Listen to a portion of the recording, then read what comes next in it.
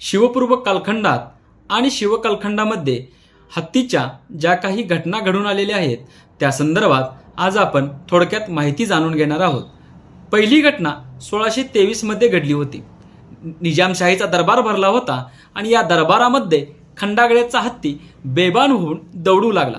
अशा वेळी दत्ताजीराव जाधव आणि संभाजीराव भोसले यांनी हत्तीला काबूत आणण्याचा प्रयत्न केला, मात्र हत्ती काही काबूत आला नाही। मात्र दत्ताजीराव जाधव आणि संभाजीराव भोसले यांच्यामध्ये वाद निर्माण झाला आणि हा वाद भोसले आणि जाधव यांच्यातील दुहीचे कारण ठरले।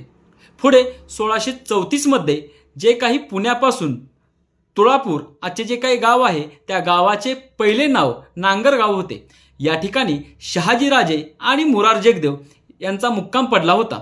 या ठिकाणी सूर्यग्रहणाच्या वेळी मुरार जगदेवला हत्तीच्या वजना इतकी सुवर्ण तुला करायची होती, मात्र हत्तीचे वजन कसे काढावे हे काही मुरार जगदेवला माहीत नव्हते।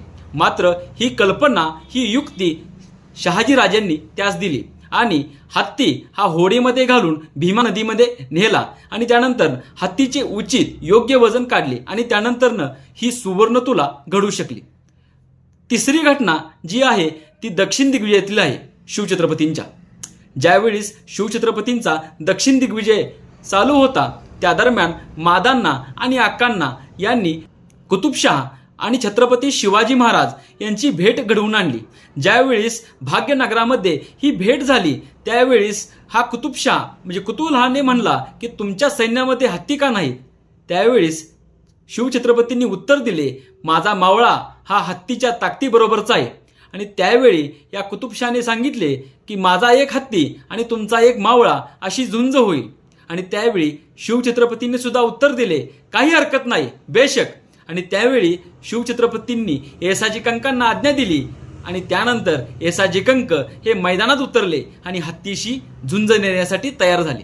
आणि त्यावेळी येसाजी कंक यांनी जो काही हत्ती मैदानामध्ये आला त्याला चारी मुंड्या चित केले आणि हत्तीची एका क्षणामध्ये सोंड कापली। म्हणजे शिवछत्रपतींचा मावळा किती घातक आणि किती बलशाली आहे हे कुतुबशहाला त्या दरबारामध्ये समजले आणि त्यानंतर येसाजी कंकांचा उचित सन्मान केला। म्हणजे शिवछत्रपतींचे जे काही मावळे आहेत, जे काही शिलेदार आहेत, या शिलेदारांची ताकद ही काय आहे हे निजामशाहाला कळून आले। त्यामुळं हत्तीच्या संदर्भातील जे काही ऐतिहासिक घटना घडलेल्या आहेत त्याचा थोडक्यात माहिती आज मी दिलेली आहे।